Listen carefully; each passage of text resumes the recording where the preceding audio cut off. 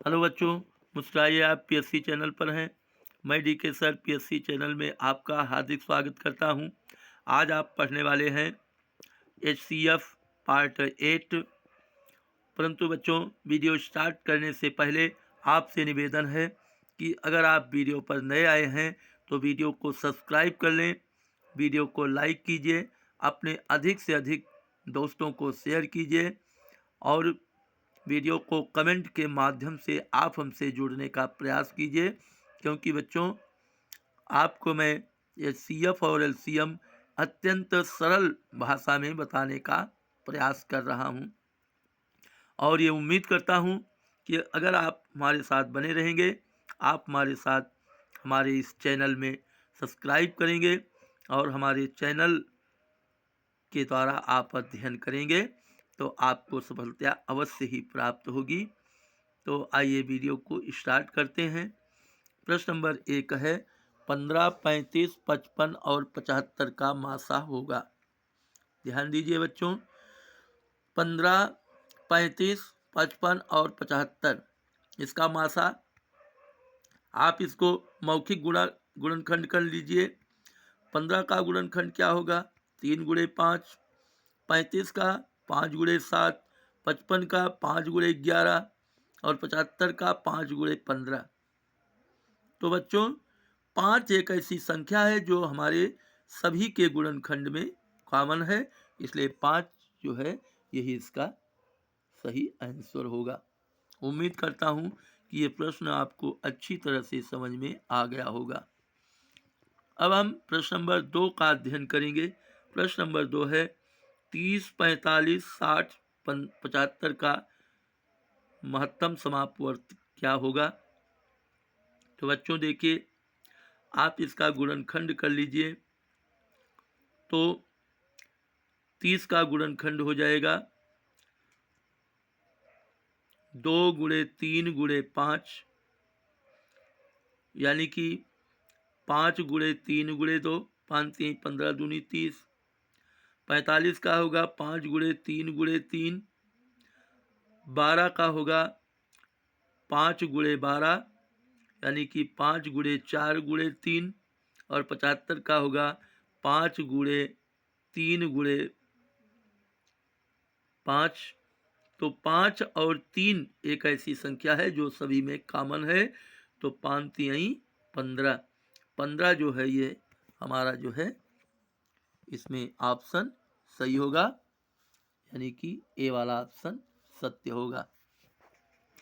उम्मीद करता हूं कि ये प्रश्न आपको अच्छी तरह से समझ में आ गया होगा। अब हम प्रश्न नंबर 3 का अध्ययन करेंगे बच्चों। 18, 36, 54 का मासापा क्या होगा? तो देखिए 18, 36 और 54 में सबसे छोटी संख्या आप ले लीजिए, 18 है। 18 से 36 क्या कट रही है? हाँ कट रही है, 18 दूनी 36। 54 18 से क्या कट रहा है? हाँ 54 भी कट रहा है, 18 3 54। तो यही जो है हमारा मासा मानेंगे। अगर सबसे छोटी संख्या से अन्य संख्याएं कट रही हैं तो वही सबसे छोटी संख्या मासा होती है। इसमें आपको गुणनखंड करने की आवश्यकता नहीं पड़ेगी।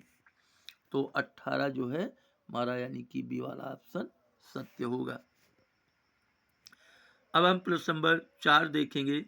तो प्रश्न नंबर 4 है 33, 55, 77 और 88 का महत्तम समापवर्त क्या होगा? तो बच्चों देखिए, इसमें सबसे छोटी संख्या से कोई भी संख्या नहीं कट रही है, तो हम क्या करेंगे? हम गुणनखंड कर लेंगे। 33 होगा 3 गुणे 11। 55 होगा 5 गुणे 11।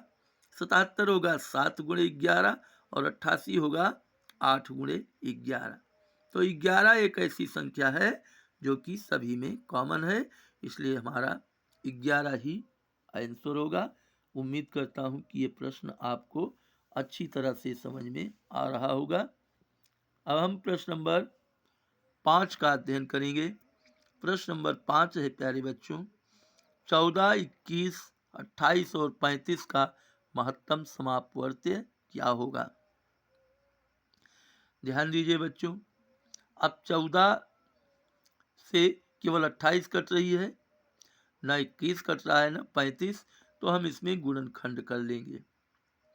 14 का गुणनखंड होगा 2 गुणे 7, 21 का होगा 3 गुणे 7, 28 का होगा 4 गुणे 7 और 35 का होगा 5 गुणे 7। तो केवल 7 एक ऐसी संख्या है जो कि हमारे लिए कॉमन है, इसलिए यही डी वाला ऑप्शन हमारा सत्य होगा। उम्मीद करता हूं कि ये प्रश्न आपको अच्छी तरह से समझ में आ गया होगा। अब हम प्रश्न नंबर 6 का अध्ययन करेंगे। 40, 45, 50 और 65 का महत्तम समापवर्त्य क्या होगा? तो देखिए बच्चों, 40 का गुणनखंड कर लीजिए, 5 गुणे 8, 5 गुणे 9, 5 गुणे 10, 5 गुणे 13। अब यहाँ ध्यान दीजिए, न 5 गुणे 10 का गुणनखंड करने की आपको जरूरत नहीं है।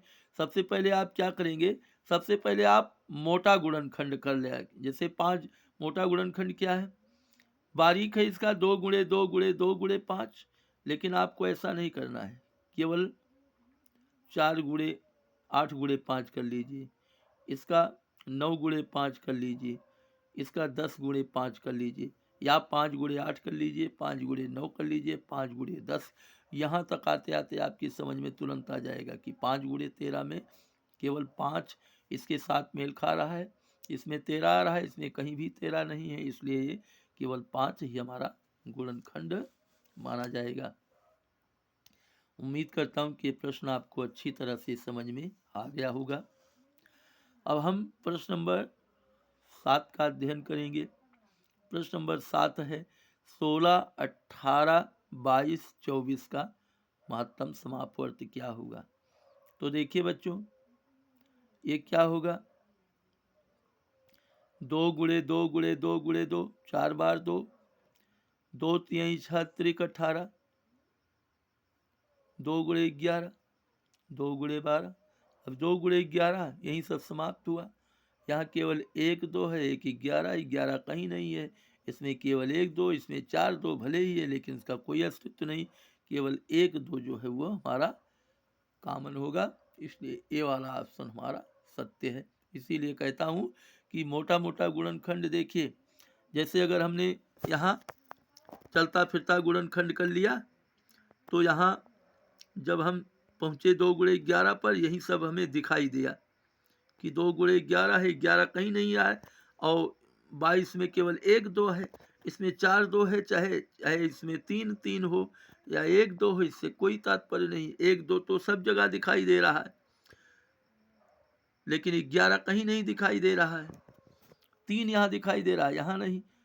अब जबकि गुणनखंड जब हो तो कॉमन सब में होना चाहिए, जो कॉमन हो वही मासा माना जाता है।